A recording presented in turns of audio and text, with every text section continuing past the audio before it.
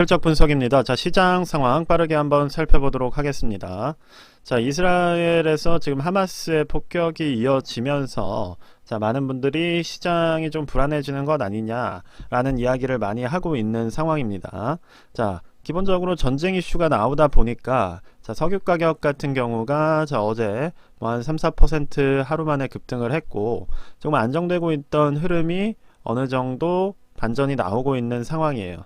자, 그런데 결과적으로 봤을 때는 원칙 대응의 영역에서 크게 벗어나지 않았다라고 생각을 합니다. 자, 일단 석유 같은 경우는 보시는 것처럼 정배열로 돌입이 된 상황이에요. 이미 역배열로 떨어지고 있는 상황이 아니라 자, 이렇게 정배열을 만들면서 수요 자체가 늘어나고 있는 모습 혹은 공급이 줄어들고 있는 모습 둘 중에 하나의 영향으로 인해서 이렇게 조금씩 가격이 올라가고 있던 와중이었기 때문에 자, 그러한 흐름에서 일단 전쟁 이슈로 인해서 자, 하방을 어느 정도 체크하는 모습이 나왔다. 요 정도로 이해를 해주시면 될 것 같습니다. 자, 나스닥 같은 경우도 보시면 자, 어제 그렇게 크게 하락이 나오진 않았어요. 자, 전쟁 이슈가 나왔음에도 큰 하락이 나오진 않았지만 자, 결과적으로 전쟁은 악재입니다. 이게 호재가 될 가능성은 그렇게 없다고 보고 있어요. 왜냐하면 뭐 이스라엘에서 중동 전쟁과 불안감이 높아진다고 해서 그게 세계 경제에 좋은 영향을 줄 이유는 별로 없기 때문이에요.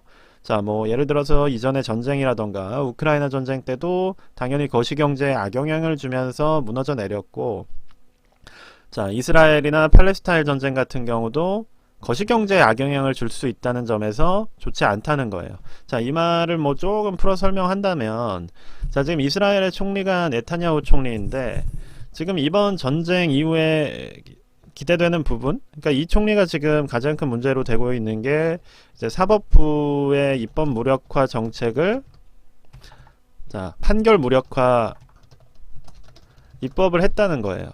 자, 그러니까 즉 되게 우파적으로 상당히 극단주의로 밀고 나가고 있는 총리입니다. 지금 이런 상황에서 전쟁이라는 게 발발할 것 같은 위기에 지금 봉착이 되어 있고 사실 하마스와의 전쟁이라고 한다면 약간 대테러 전쟁이기 때문에 전체적인 거시경제에 악영향을 줄 수는 없겠지만 자, 앞서 말씀드린 이러한 영향, 즉 극단적이고 종교적인 배경을 가진 우파 집단이 정권을 잡았을 때 과연 이번 불안이 하마스와의 문제만으로 종결되고 이후의 평화가 올 것인가를 우리가 생각을 해야 된다는 거예요. 그러니까 지금 이번에 발생된 문제 자체는 단순히 1차적인 충돌이라고 보는 게 맞는 것이고 이 지금 정권을 잡고 있는 네타냐후 총리 자체가 이러한 극단주의를 가지고 있고 심지어 이스라엘 내에서 예비군 복무를 거부하는 사람들이 많이 나올 정도로 지금 그렇게 극단으로 즉 민주주의를 해치는 방향으로 가고 있던 사람이기 때문에 자, 과연 이번에 하마스와의 이러한 분쟁이 단순히 여기서 끝날 것인가 라고 보았을 때는 그렇지 않다는 거예요. 그러니까 단기 이슈가 아니라는 말씀을 드리는 것이고 뭐 예를 들어서 뭐 예전에 9.11 테러나 이럴 때도 그렇게 많이 빠지지 않았어요. 당일에만 많이 빠졌던 것이지 그 다음에는 다시 반등을 했는데 결국 역배열 상황이었기 때문에 맞고 떨어져서 나스닥 같은 경우가 1100까지 떨어졌습니다. 자, 이때 기준이 1300이었고 자, 그러니까 우리가 너무 1차원적으로 이슈 접근을 하면 안 돼요. 자, 이럴 때 뭐 빠졌기 때문에 이번에 올라갈 것이고 전쟁 이슈는 항상 상승을 불러왔다 뭐 이런 게 아니라 사실상 전쟁 이슈가 미국에게 긍정적인 영향을 줄 때도 있겠죠. 그쵸? 뭐 예를 들어서 군수라던가 뭐 에너지라던가 뭐 아니면 세계에서의 패권을 좀 더 강화하는 방향이라던가 그런데 지금 이스라엘 같은 경우는 단순히 미국이 지향하던 즉 사우디와 이스라엘의 관계 회복이라던가 뭐 이란과 사우디의 관계 회복이라던가 자, 이런 부분에 있어서 다 어그러뜨리는 그러한 움직임이기 때문에 절대로 호재가 될 수 없습니다. 즉 여러분들이 전쟁 이슈를 투자 분석을 하려면 거시적으로 경제에 어떤 영향을 줄지를 좀 보는 게 더 적합하다는 말씀을 일단 드리기 위해서 이런 말씀을 드렸고 자, 그럼 이제 시장에 대해서 이야기를 해보자면 자, 나스닥 어떻게 되고 있어요? 결국 51선 저항으로 접근을 하고 있는 와중입니다. 결과적으로 여기서 이미 지지라인이 잡혔었기 때문에 자, 오늘 나온 상승은 그 지지라인에서 상방을 확인하러 가는 움직임인 것이고 앞서 말씀드렸듯이 이스라엘 전쟁 자체를 분쟁 정도로 보고 있는 사람들이 많이 있기 때문에 자, 이 부분이 크게 무너지지는 않았다라는 생각이 들어요.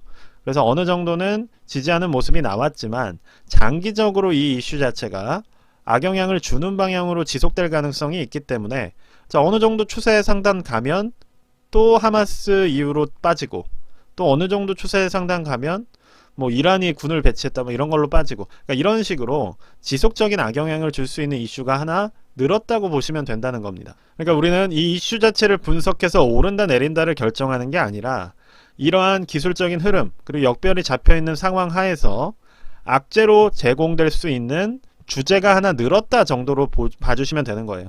그러면 대응 자체는 시장의 흐름에 입각해서 원래 하시던 대로 해주시면 된다는 겁니다.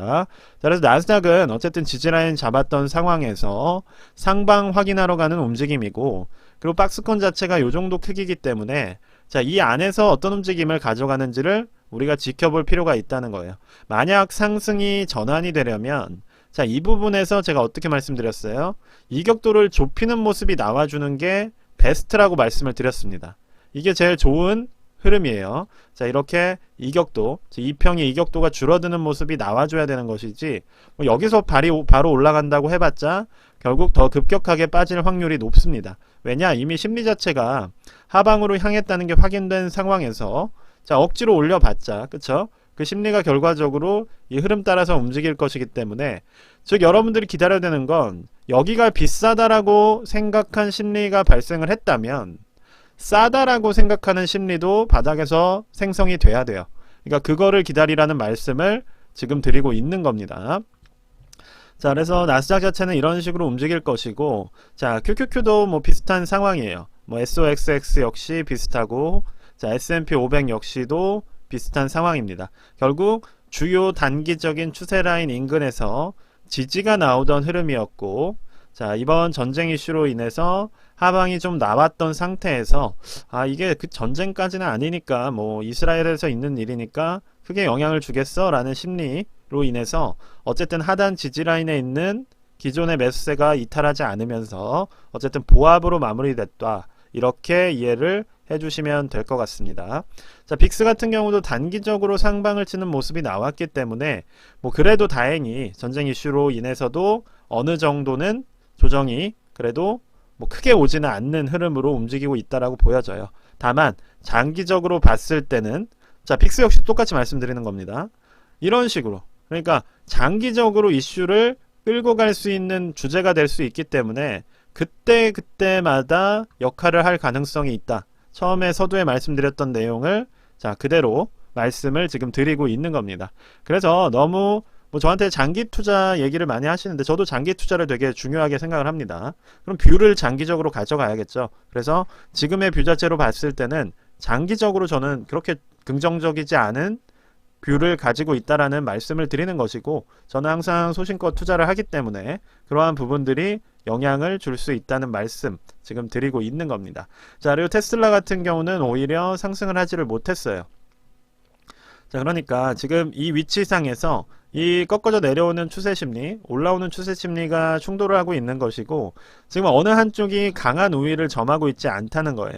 그러니까 지금 애매한 위치에서 심리가 잡혀 있기 때문에 자, 테슬라 같은 경우도 우리가 굳이 여기서 두 개의 에너지가 보합을 이루고 있을 때 들어가기보다는 한쪽의 에너지가 승리를 했을 때 매수를 고려하시는 걸 추천드린다. 자, 이렇게 말씀을 드리겠습니다. 뭐 저 같은 경우는 이제 멤버십을 통해서 애초에 투자 방향을 뭐 종목들을 공개를 하고 있어요. 자, 그래서 뭐 이번 전쟁 이슈와 관련해서도 뭐 어제 많은 상승들이 나온 섹터들이 있다는 점을 말씀을 드리고 자, 결과적으로 불안감을 주는 섹터로 인해서 아니면 이슈로 인해서 시장이 오를 수도 있고 내릴 수도 있습니다. 그러니까 지금은 어쨌든 박스권 시장이기 때문에 오를 수도 있고 내릴 수도 있어요.